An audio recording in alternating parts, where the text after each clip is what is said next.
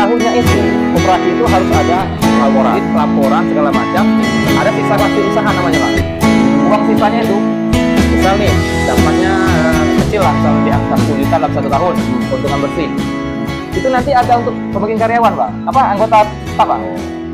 Oke guys, halo, assalamualaikum warahmatullahi wabarakatuh. Waalaikumsalam. Selamat siang untuk rekan-rekan semuanya yang ada di seluruh Nusantara. Pokoknya jangan pernah bosan melihat, mendengar, menyimak dari video-video kami. Hadir di sini dengan sekretaris kelompok yang ada di Jambi kawan, yaitu Bang Fauzan. Beliau juga ada channelnya. Yuk bantu-bantu supaya bantu subscribe bisa berkembang kan untuk kedepannya. Jadi dalam beberapa video memang kami akan pembahasan ke depan, dan ini adalah merupakan tantangan bagi kita peternak yang ada di Jambi. Tantangannya apa? Di video-video kemarin saya upload masalah legalitas yang kita harus berbadan hukum supaya kedepannya kita lebih lebih diakui di pemerintah, kemudian secara pergerakan yang ada di provinsi itu lebih leluasa. Jadi mungkin untuk pengadaan artopik, pengadaan pakan, pengadaan dan lain-lain itu supaya lebih mudah kelompok untuk bisa menjangkau. Hadir di sini dengan Bang Fauzan selaku sekretaris. Jadi di sini beliau itu menang 1 langkah daripada saya, guys. Jadi kalau masalah pengalaman, kalau masalah kita berguru ilmu, jangan melihat dari usia. Artinya ya kita itu kalau mau belajar itu dengan siapapun boleh yang berpengalaman. Umur jangan jadi patokan. Kalau umur itu kan cuman siapa yang duluan lahir. Benar. Yang duluan lahir itu yang tua, yang belakangan lahir itu yang muda. Tapi soal pengalaman tentang kehidupan belum tentu. Pasti berbeda. Nah, kan gitu. Nah, di sini guys, jadi kenapa sih saya kok selalu menggebu-gebu? Artinya selalu berupaya, yuk kita bersatu, yuk kita membuat koperasi. Padahal saya sendiri kurang menguasai tentang koperasi gitu loh. Cuman kan sudah kita pelajari, oh seperti ini, oh seperti ini. Nah, menurut Bang Fauzan, pernah mengikuti organisasi di salah satu pekerjaannya yang di situ ada koperasi. Nah, apa sih yang menguntungkan koperasi itu nanti untuk kita, untuk kawan-kawan di komunitas ternak puyuh itu? Nah, itu kira-kira apa yang menguntungkan di situ? Boleh ya saya jawab? Boleh. Halo kawan-kawan sekalian, dari Edi Puyuh Jambi Channel, dari Rumah Puyuh Berkah. Nah, di sini pembahasannya tentang koperasi, Bang ya. Nah, mungkin kawan-kawan sekalian sudah menyaksikan video kita, Bang, tentang apa yang kopdar kemarin. Kita sudah bisa menyimak sedikit itu pembicaraan. Cuma kan ya di situ pembicaranya mengalir, tidak terfokus tentang koperasinya seperti apa. Nah, di sini kalau Abang bilang tadi saya pernah berpengalaman di koperasi, cuma sebatas anggota, Bang. Sebatas anggota. Tapi kan setidaknya ada sudut pandang dari situ. Ya, benar. Dan kemarin pun di grup kita kan ada Bang Paul Manik itu kirim, ini koperasi, silakan baca-baca gitu kan. Jadi sudah saya baca.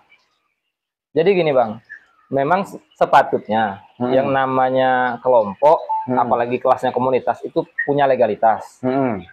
Ya karena apalagi kita nih usaha ya, bidang usaha peternakan burung puyuh khususnya di sini, itu kalau tidak ada legalitas dan hukum, mudah goyah tadi Bang. Walaupun kemarin kita sudah berbentuk kelompok, bisa sih nemuin ketua DPRD provinsi, nah walaupun belum punya legalitas, sudah bisa kirim surat audiensi kan. Nah kalau sudah punya legalitas, ini lebih keren lagi Bang. Semua dinas bisa kita surati Bang. Oh gitu. Kita sudah punya kop nanti. Oh gitu ya. Kan punya kop, kita stempel sudah jelas nih. Jelas. Kantornya ada. Nah ini apa namanya itu legalitas hukumnya ada di bawah itu nanti. Berbadan hukumnya. Iya, berbadan hukum lengkap. Jadi orang dinas pun kalau kata orang nggak kaleng-kaleng lah ya. Nggak kaleng-kaleng. Iya. Jadi anggota DPRD pun disuratin. Bisa. Bisa. Kemana-mana pun bisa. Nah kita kembali lagi kenapa ke koperasi. Jadi Bang Arif, nah di grupnya ada kirim lagi nih. Kan kita ceritakan nih berapa sih kira-kira biayanya. Nah beliau kirim itu untuk akta notaris ada 2 macam, kan gitu. Kalau untuk komunitas atau kelompok biasa itu sekelas CV. Angkanya ya 3 jutaan.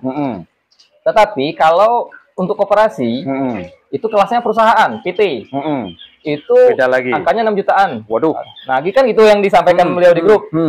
Nah, saya simak di sini dari chat beliau, saya langsung baca, saya simak. Berarti koperasi ini kelasnya ya perusahaan. Karena notarisnya satu kelas. Levelnya satu kelas. Berarti nanti ketika koperasi ini berjalan, pertanggungjawabannya nggak sederhana. Itu tahunan ya tanggung jawab ini ya?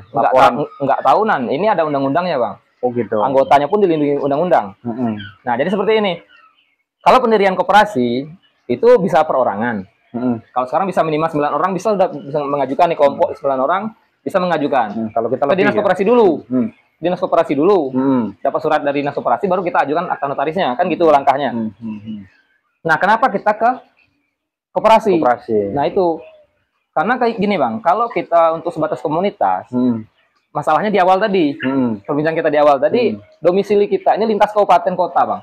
Ya, memang ya. Kemarin pertemuan kita dari Muaro Jambi nih, sebagian besar di kota Jambi, ada di Sarolangun, ada di Tanjab Barat. Nah, mungkin ada lagi nih daerah-daerah kayak beda kabupaten lah intinya ya. Lintas kabupaten kota. Jadi kalau kita buat provinsi. Nah, lintasnya ke provinsi.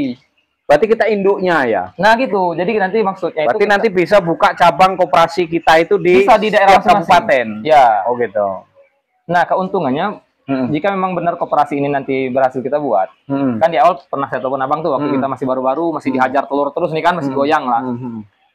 Bang, kita harus punya base camp. Kan gitu saya bilang kan. Jadi telur kita ini setidaknya punya titik nol. Antar ke sana nanti koperasi jual. Base camp lain jual gitu kan. Untuk operasionalnya nanti bisalah keuntungan dari jualan. Nah, koperasi lebih hebat lagi perhitungannya. Hebatnya di mana tuh kira-kira? Karena gini, Bang, pengalaman saya pernah di koperasi. Untuk anggota yang aktif, kan anggota itu ada yang terdaftar. Yang beli di koperasi kita itu bukan anggota saja, Bang, tetapi masyarakat umum juga bisa beli. Oh gitu. Nah, jadi harganya nanti harga jual pasar. Bisa lebih, bisa harga jual minimarket nanti. Bisa harga jual supermarket. Dan barangnya emang produksi kita kan, terjamin nih kualitasnya nih. Nah, jadi gini, Bang, keuntungan daripada hasil jualan itu bukan sekedar untuk operasional, Bang. Setelah operasional semuanya terbayarkan, gaji karyawan terbayarkan, segala macam. Setiap tahunnya itu, koperasi itu harus ada laporan segala macam. Ada sisa hasil usaha namanya, Bang. Uang sisanya itu, misal nih, dapatnya kecil lah, misal di angka 10 juta dalam 1 tahun, keuntungan bersih. Itu nanti ada untuk pembagian karyawan, Bang. Anggota tetap, Bang. Ada. Berarti itu boleh dibagi setahun sekali. Iya, ada hitungannya. Untuk THR Lebaran. Bisa. Gitu. Makanya tadi yang pernah kita sampaikan waktu di Kopdar itu, nanti kalau ada kawan yang hampir tutup nih, hampir collab, kita bisa datang. Kita bisa bantu. Iya. Oh gitu. Ada juga bentuknya itu, ya kalau koperasi ini banyak jenisnya, Bang. Mungkin yang sering kita dengar itu KUD, koperasi unit desa. Ada lagi KSP, koperasi simpan pinjam. Itu sama, Bang, cuma jenisnya aja beda. Di koperasi ini nanti pun kita bisa buat simpan pinjam, Bang. Jika memang keuangan daripada koperasi ini sudah besar, anggota bisa minjem. Gitu ya. Jadi kita nggak sistem kayak seperti KUR lah, boleh dibilang. Tapi ya kita punya koperasi sendiri. Jalan terus. Oh gitu. Tapi tidak semua bisa, Bang. Itu semua anggota yang aktif. Kalau nggak aktif ya kita ya repot ya. Ya nggak bisa nanti. Karena gini, untuk modal. Nah, koperasi ini butuh modal, Bang. Ya. Untuk berdiri suatu perusahaan itu butuh uang. Uangnya dari mana? Ya pertama itu ya bisa dari dana hibah. Bisa orang perorangan yang menghibahkan. Misal Bang Edi nih, banyak uang nih. Saya serahkan nih 10 juta untuk operasional koperasi. Bisa. Atau pemerintah nih, melihat komunitas kita sudah kuat, kita buat proposal untuk berdiri koperasi. Bisa bantuan turun, Bang. Gitu. Itu dana hibah. Nah, yang paling sering koperasi ini berdiri berdasarkan iuran anggota. Ada dia namanya simpanan pokok, ada simpanan wajib. Kalau di koperasi itu, Bang, simpanan pokok ini, misal nih kita ada 20 orang, kita serahkan angka satu orang itu 500.000, kan ketemu angka 10 juta nih, berdirilah koperasi kita. Tetapi itu nggak bisa lagi, Bang. Nggak gini, kalau kita sudah ada koperasi terbentuk, badan hukum sudah jelas, legalitas ada, berarti bisa tuh kita nyari bantuan-bantuan ke pemerintah atau dana-dana pokir atau dana jelas, itu. Bang. Bisa ya? Bisa, semua dinas nanti bisa terkait. Tapi yang dana hibah, kalau yang dana bali jangan. Kalau dipinjemi saya juga nggak mau. Nanti terpikir kita, gali lubang tutup lubang, akhirnya terkubur juga kita ujung-ujungnya gitu. Jadi kalau memang berdiri, Bang, ini luar biasa, Bang. Luar biasa. Tapi itu tadi semuanya tidak bisa instan. Ya, harus pelan-pelan. Iya, pelan-pelan aja. Ya, memang harus pelan. Ibarat kita pelihara puyuh itu ya dari dikit dulu. Iya. Kemudian naik banyak, naik banyak. Kayak kita kembali ke cerita awal saya berdirinya grup, itu kan cuma 3 orang, 2 orang, 5 orang, 10 orang. Seiring berjalannya waktu, alhamdulillah sekarang hampir mendekati 50-an. Ya, dan populasinya mereka mulai agak nyaman ternak dengan kondisi saat ini yang ada di Jambi gitu loh. Makanya saya juga sih sebenarnya dalam organisasi itu, apalagi kalau soal berbadan hukum itu pengalaman sih masih boleh dikatakan masih nol. Cuman kan kalau kita kemauan ada kan apa salah? Ya, benar. Niat ada, kita pun orang banyak. Kalaupun memang perlu biaya banyak nanti ya kita patungan. Supaya nanti terbentuklah memang itu koperasi yang ada di Jambi yang kita impi-impikan semuanya bisa berjalan. Kan gitu. Nah, sedikit itu dari guys. Jadi kalau yang namanya koperasi itu memang betul-betul menguntungkan kita. Jadi rekan-rekan yang ada di, mungkin rekan-rekan yang ada di luar provinsi itu kebingungannya gini, mungkin kayak saya dulu di awal. Di Jambi ini tidak ada yang istilahnya ternak puyuh itu. Tapi setelah saya berupaya mencari kawan-kawan ternak puyuh, ternyata ada. Gitu loh. Saya nggak tahu, saya beli pakan ketemu kawan, saya tanya. Beli pakan ketemu kawan ternak puyuh, dia bawa pakan puyuh, saya tanya. Nah, akhirnya disitulah terjalin kita silaturahminya di situ, kawan. Jadi jangan merasa minder lah kalau kita mau berdiri organisasi, berdiri berjalannya organisasi, dan juga berdiri berjalannya salah satu usaha itu jangan kita minder. Banyak kok orang-orang yang berpengalaman yang bisa kita tanya. Nah, itu. Jangan pernah berhenti bermimpi untuk menjadi orang yang sukses. Dan jangan pernah bosan bertanya dengan orang yang sudah sukses. Mudah-mudahan nanti kita berhasil ke depannya, guys. Mungkin hanya itu dulu, nanti kita sambung ke video-video selanjutnya. Masih bersama kami di Edi Puyuh Jambi dan di Rumah Puyuh Berkah yang ada di Jambi juga. Oke, mungkin untuk rekan-rekan ya, tetap salam sehat semuanya. Semoga sukses ternak puyuhnya yang ada di seluruh Nusantara. Pokoknya saling berbagi informasi saja. Bukan berarti kami menggurui, kami yang paling pinter, enggak. Kita juga masih meraba. Keinginan kita yang ada di Jambi, kita lebih maju daripada hari yang kemarin.